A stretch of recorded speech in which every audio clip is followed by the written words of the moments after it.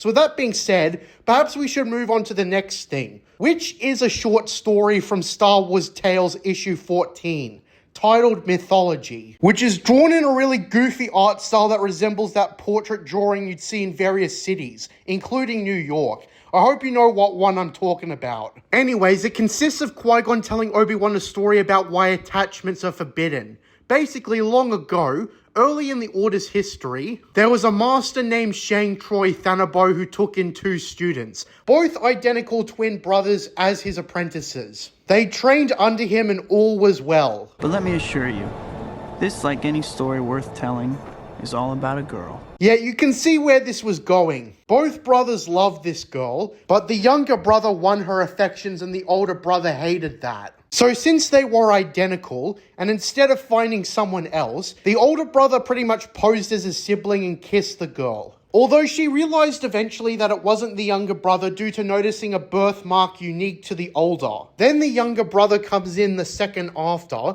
and the two, now completely hating the other, refuse to calm down, as they dueled each other, killing their master accidentally when he tried to intervene, and eventually, the duel got so intense that everyone on the planet exploded in a Michael Bay fashion, creating a star which Qui-Gon points to as he tells Obi-Wan the story. So moral of the story, kids, Huey Lewis and the news were 100% correct. Jokes aside, while Qui-Gon probably told the story to Obi-Wan canonically, it's doubtful that the story is actually true. Even Qui-Gon says that it's an old legend, but the point was made clear. It's a story like that which demonstrates the strong drive away from attachments the Jedi Order enforces. And to be honest, out of all the Star Wars tales I've read so far, this is actually the most interesting. A lack of time to develop the story is still an issue, since it leads to Qui-Gon telling a story in a short amount of time, and there doesn't seem to be any great message in any of this. I think anyone knows that attachment leads to possessiveness, which leads to the dark side eventually. One only need watch the movies, because Anakin did some pretty terrible things over the name of love. As I also said, the art style used for this story is wacky, and I think the story could have worked with a more grounded, serious art style. With that being said, however, that's mythology. Now it's time to move on to the next thing, which is unsurprisingly another Star Wars Tales short story, also concerning Qui-Gon and Obi-Wan. This story is called Life, Death, and the Living Force. When I first read this short story, I mostly just skimmed over it, but upon reading it properly for this review, they bring forth a really interesting point about being a Jedi. So in this story, Obi-Wan and Qui-Gon are on the world of Aurelia. Throughout the whole thing, the pair encounter a lot of wildlife on this planet. Obi-Wan tries to greet what he at first thinks is a tiny, friendly creature, until it turns out it's this thing. Basically, the entire comic concerns the pair navigating the world, and during all of this, Obi-Wan relies on his master to answer questions to get philosophical. He asked Qui-Gon why he showed such kindness to a monster they fought earlier, but still when the time came, he killed him and his cohorts without remorse. And Qui-Gon responds that the universe is full of creatures who act based on their nature without any reasons why beyond that. Qui-Gon responds that he always follows what the Force wills, and that the main concept of this short story, as later, after taking more life forms, Obi-Wan says that he doesn't always agree with the will of the Force, and that a lot of the time, what the Force deems right just seems contradictory to what seems like the common sense way to solve a problem. And that's interesting, because as short as it is, it really does make you think about how the Force works. It's commonly known that what the Force wills knows better than any one person, but it is incredibly difficult to totally devote yourself to the light side, because it's going to inevitably guide you towards things that you always won't want to do, but disobeying it is never a good idea. It's a very strange dynamic. Jedi serve the will of the Force because they know that it always has the final say on what's the best decision, but the Force itself is incredibly vague, however, and you can never stop to question it and expect it to answer back. You just have to do what it says without hesitation. So for anyone really, it is extremely annoying to devote yourself to the light side 100% of the time. And being annoyed in itself is something the Jedi try to control through strict discipline. So when I stopped to read this story, and Qui-Gon explaining why he does what he does as a Jedi, it was something that made me think deeply after reading it. So right after that, we get another mini-series named Star Wars Qui-Gon and Obi-Wan The Orient Express, which isn't very important. However, it's part of the collection, so let's talk about it. It's basically a story that concerns the pair boarding a ship above a gas giant and telling the captain that there's a batch of illegal droids on board. The art style is very cartoony, and the storytelling style enforces that. To be honest, I mostly just skimmed over this story for this review. It wasn't very interesting. There's this alien woman who looks exactly like a soccer mom who is cheating on her husband and has this stereotypically taller, stronger dude she's cheating with. As I stated, the story is mostly inconsequential and I mostly skimmed over it. So to sum it up, it's kind of boring, but it's only 2 issues, and it has no impact on anything else. The next is another inconsequential story also labeled after Qui-Gon and Obi-Wan, except this one is named Last Stand on Ord Mantell. Apparently this was written before the Orient Express storyline. However, you know the rules I set up. We're doing it all in chronological order pretty much. I also didn't think much of this mini-series, and after this, there was literally nothing else in the Qui-Gon and Obi-Wan series, so I'm guessing they must have discontinued it after 2 storylines. I suppose the more interesting stuff would be the Jedi Apprentice novels, but I'm yet to read those. I will say the art style is superior to that of the Orient Express, and it was written by different people, which makes me think that it must have been an anthology series before the whole thing was canned. For this storyline, there isn't a lot to say. It's a crisis in the Galactic Republic which leads to the pair of Jedi investigating. To be brutally honest, it seems that a lot of the comics predating the Clone Wars that can be considered in the realm of the prequel trilogy are far less interesting than when we actually get to the Clone Wars itself. I will die on the hill that the Phantom Menace is incredibly important to the story, but in these comics, I am of the opinion that there probably wasn't a lot of room for the writers, as far as I can tell, to come up with eventful, unique stories. With the Clone Wars, a lot can happen in 3 years because it's a galactic-wide war. But with everything before the Phantom Menace, it's just the Jedi being peacekeepers and solving some insignificant squabble that has no importance. From what I hear, Disney's High Republic era suffers from a similar problem.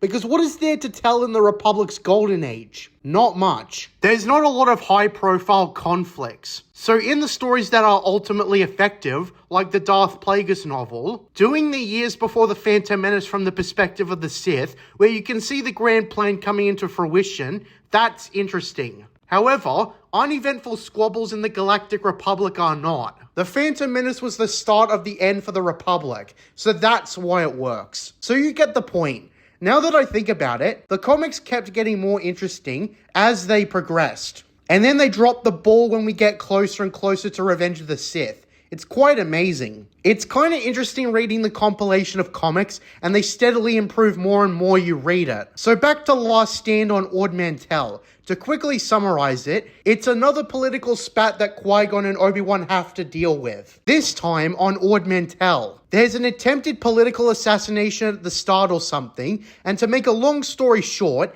they have to deal with it. And it never comes up again as far as I can tell. That's what I mean by inconsequential. So that being said, let's move on to another Star Wars Tales short story. This time in issue 10, titled Nameless. This is basically a short story that concerns Darth Maul and his recently upgraded double-bladed lightsaber. He went to take out a Jedi Master named Silo Manka, who was completely isolated from the outside world by orders of his master. Although Manka, being a skilled Jedi Master, defeated him without the lightsaber, and Maul basically fled with the mentality that he'll be back. That being said, he worked to upgrade his lightsaber to a double blade, in which he returned and killed the Jedi Master with the second blade. Sidious is impressed with the upgraded weapon and suggests that Maul name it. Although Darth Maul simply states it is nothing more than a tool to serve his will, it is merely an instrument of murder, and nameless. Bringing the story to a close. What we refer to as Darth Maul's lightsaber has no official name. The way Maul sees it, it's just an instrument of murder and nothing else. Just like the Living Force comic, I like the symbolism. That being that Darth Maul is totally obedient to Sidious, to the point that he has no reserves of even thinking of himself as an individual, let alone the stuff he uses. Following that is another short story, Marked, which also focuses on Darth Maul. The story basically focuses on the psychology of Darth Maul in a different way. He is also obedient to his master in every way. He remembers when he was first taken in by Sidious. Maul relies on his fear for strength. In a twisted way, fear leads to anger, anger leads to hate, hate leads to suffering, and that is ironically Maul's main takeaway, to embrace all the negative emotions and use them to serve his master. We also get a shot of Sidious painfully applying all the Sith tattoos to Maul's body and looking at how he did it. Yep, ouch. Maul afterwards is tested on taking out a bunch of droidicas, and this is where Maul is sent to a place surging with the dark side of the Force apparently. He lands on an unnamed world, in which he sees that a bunch of lowlives with some training in the Force battle it all out to the death for credits and whatnot. The undefeated champion is this guy, Silas. We see this guy as an utterly ruthless ring fighter, who easily snaps the neck of a guy who tries to get revenge for his brother. So then Maul confronts him with a message from Darth Sidious, and Sidious offers the dude a place at his side. That is, if he defeats his current apprentice. Something that completely startles Maul. And basically, he has to defeat Sidious's potential new apprentice. He remembers his lessons in fear and manages to kill Silas, and returns to his master successfully, realizing that this was all a test. With Sidious saying that if he could not defeat Silas, how could he trust him with greater work? So yeah, the last panel is pretty much a flashback to Maul being taken in as a kid, and that's the end. Again, not much development aside from potentially a main idea that takes over the story. This is something that directs back to Darth Maul, how he is a servant of his master's will, and how he uses his fear to rise to the challenge of anything. It's pretty good and well illustrated. And there is a hint of backstory given, how Darth Maul was taken in by Sidious and treated like shit, morphed into pretty much an obedient servant, and Maul at this point has no qualms about this. So next in chronological order comes Star Wars Jedi Council Acts of War, which is another important event that happened in the years before The Phantom Menace. Specifically, this story actually takes place 1 year before The Phantom Menace. You may notice that Mace Windu wields a blue lightsaber here, because this comic was written before Attack of the Clones released. Now aside from that, the setup is more interesting. The Yinkori people, after having recently found a place in the Galactic Senate, acquired military equipment through illicit means. And that's where we start, with the Jedi Council being shown a transmission of an invaded world. Now, in case you don't remember, Yinkor was used in Crimson Empire, but in that story, the planet was barren and its people long since wiped out by the Empire. So this comic actually gives a lot of backstory to what actually happened.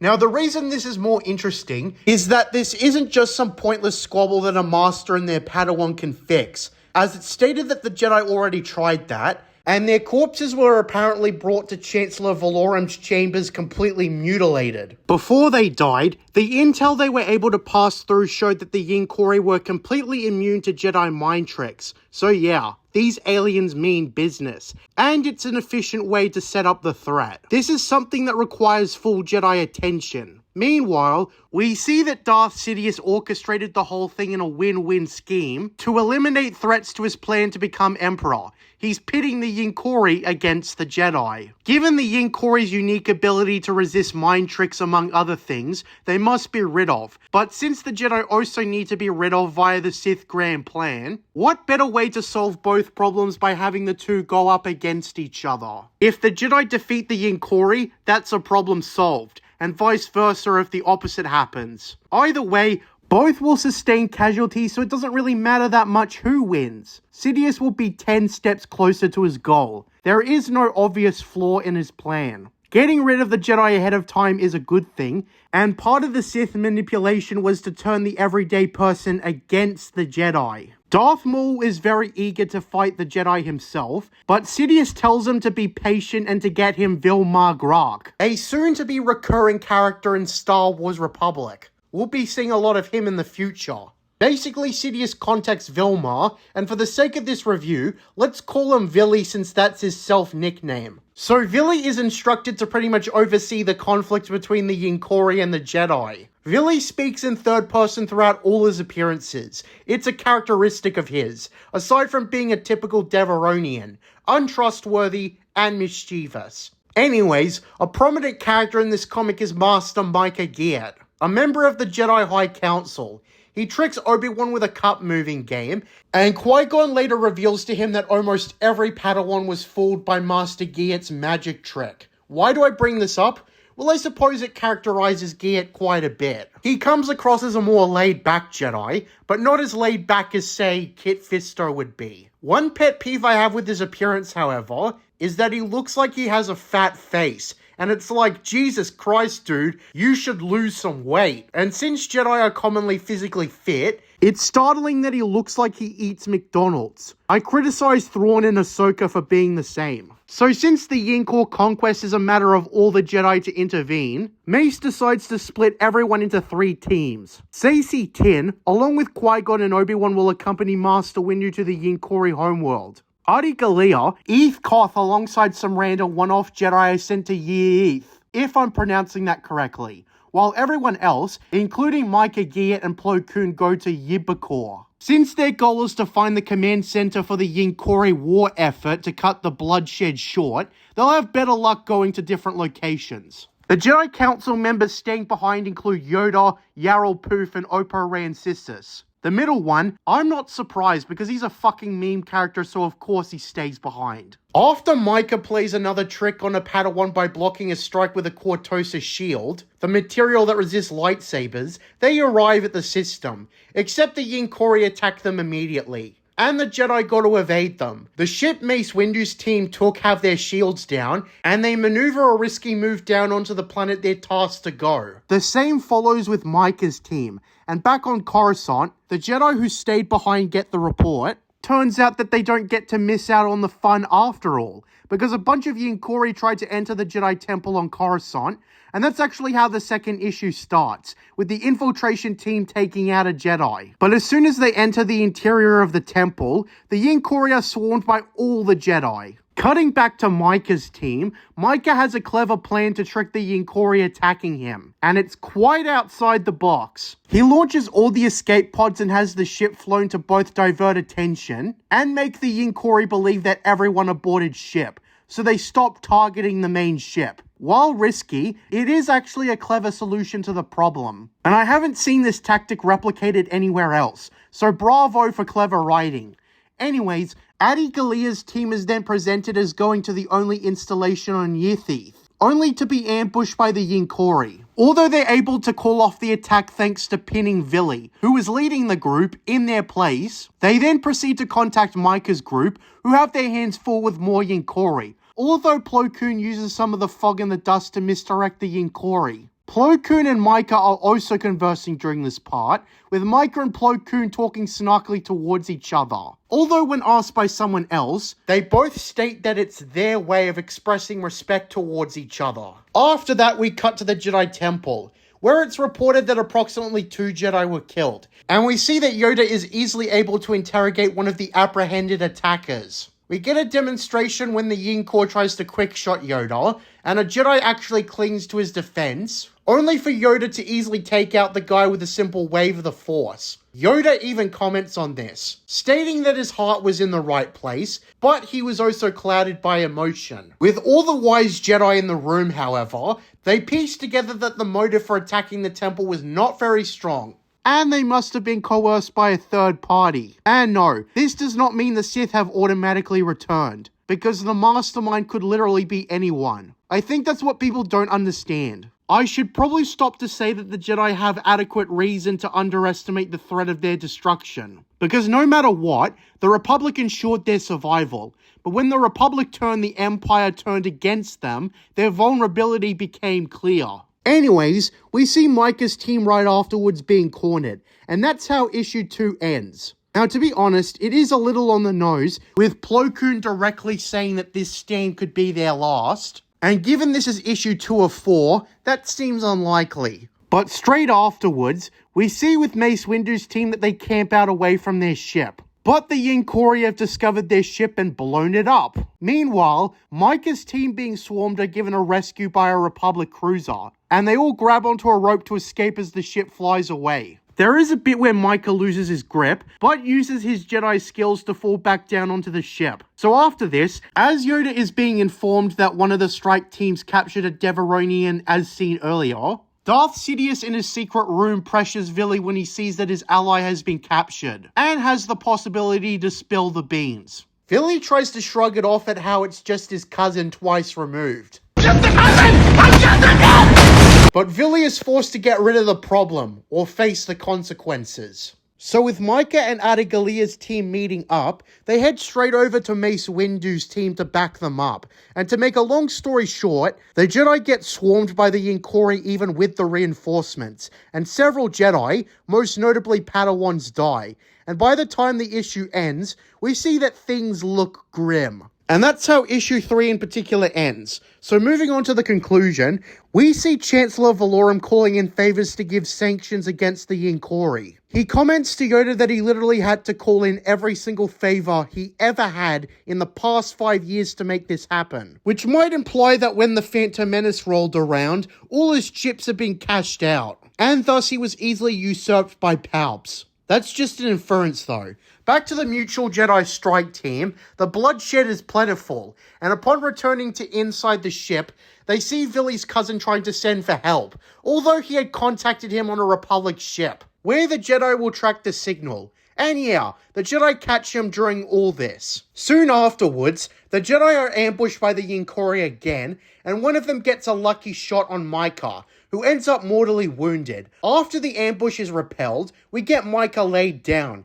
as he starts coughing blood, and in a dramatic fashion, he addresses everyone nearby. He states to Qui-Gon and Obi-Wan that he may not have the gift of foresight, but he can see that they will both be great Jedi of some accord in the future.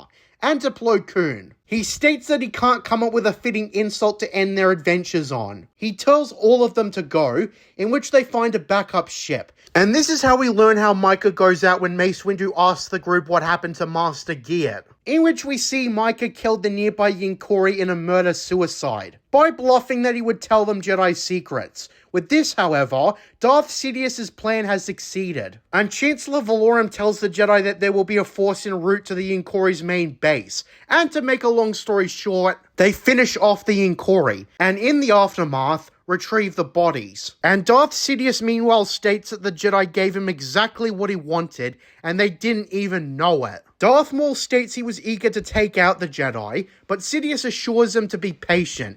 So that's Acts of War. To be honest, I didn't really think anything of this miniseries. It's inoffensive, but I would say it has way too many characters for a 4-issue comic book miniseries. And I would argue that the general story should have been something more extensive like a novel. I recall some criticized the High Republic novel for introducing too much too quickly, and I would say the same here. The only character built up enough to where their death means something was Micah Geert, and the rest were killed off dismissively. And for the ones who survived, they were later built up in their own stories. Obviously, Qui-Gon and Obi-Wan are the main characters in The Phantom Menace, and Mace Windu and Depa Billaba would be expanded upon in the novel Shatterpoint, and so on. I'm thinking that if Acts of War focused on a specific set of characters primarily, instead of sharing page time with over a dozen characters, it could have been more effective as a story. Those are the kinds of stories I gravitate more towards anyways. I tend to get overwhelmed when there's a million characters at once. So yeah.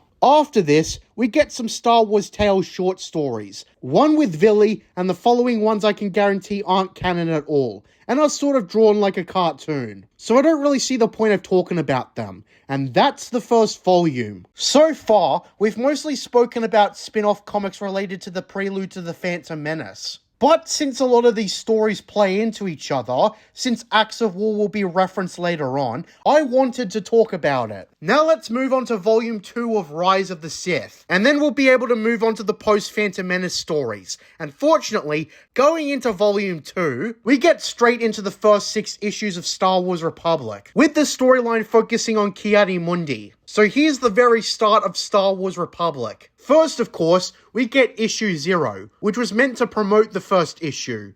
Issue 0 doesn't have much story. It mostly alludes to a guy named Representative Silas, and some of Ki-Adi-Mundi's training under Master Yoda. The lesson of the day seems to be about fairness, because when Ki-Adi-Mundi is caught by surprising complaints to Master Yoda about the test being unfair, Yoda points out that very rarely will his enemies in the real world care about fairness. And he must be prepared for tricks always. Never drop your guard, in other words. Anyways, with that prelude aside, we enter the actual 6-issue arc, titled Prelude to Rebellion, which is not what I would have called this arc, but I guess as one of the early prequel-era comics, it was important to emphasize that these were the days before the rebellion. So the previously mentioned Representative Silas comes to Saria, Mundi's homeworld, to propose that the Sarian people join the Republic officially and get modernized. But Ki-Adi-Mundi objects to this, stating that Saria is perfect as it is, and the sanctity of Saria cannot be merely overturned by toys and trinkets as Mundi describes it. And so Silas's offer is completely rejected, as Silas hisses to Mundi that he's making a mistake. Anyways, Ki-Adi-Mundi is described as being a traditionalist of his species. He believes in his world remaining the way it has always been, and we see another side of him, in the form of his family. Since the Sarian population is split between 1 male to 20 females, to sustain the species, the Jedi made an exception for Mundi. So Mundi has around 5 wives and 7 daughters between them. And as always, such a lifestyle is extremely awkward. We see that Ki-Adi-Mundi is completely overconfident, and kind of a dick to his wives, as he starts flexing, and one of his wives gets angry at him. And since that he was told that one of his daughters, Sylvan, has run off with some guy, Mundi decides to go after them. The comic also explains that despite having a bunch of wives and daughters, he does yearn for a son. He ends up going to an event where the younger Sarians like the prospect of technology coming to Saria, and agree with Silas's offer, meaning that there's a culture divide between the older and younger generation.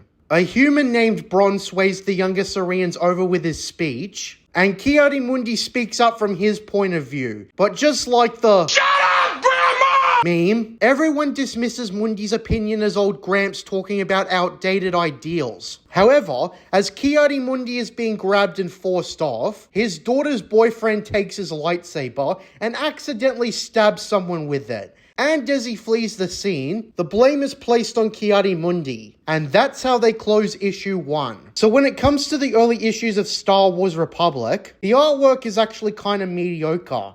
And I think they could have done it better. And I'm just going to say this ahead of time, that the series does take a bit to pick up. The series is at its best when it's during the Clone Wars, but this being around a decade before then, it's not as interesting. In the rest of the series, we basically see Ki-Adi-Mundi uncover a conspiracy, and in the end, he is ordered to go spend time with his family at the end. Overall, this storyline is basically an introduction to Ki-Adi-Mundi, and is essentially unimportant in the grand scheme of things. As stated before, the artwork is kinda mediocre, and it was kind of hard to read given the lettering, but it does steadily improve as the series goes on. I suppose people said the same thing about the Clone Wars too, but I would argue Prelude to Rebellion sets a foundation far better than TCW. I say this because the early issues establish characters if anything else. I wouldn't say they necessarily flesh out the wider universe, but it's a proper foundation for what comes later. And as I'll consistently say, Star Wars Republic is far more unbiased towards the movies than TCW is. I criticize TCW for its backtracking nature, and this is something Republic does not have. They stick to what the prequels set up in the way it was set up. It works with the prequels rather than retconning and changing things. It's kind of an experience to read something that came out before, during and shortly after the cycle of the prequel trilogy releasing.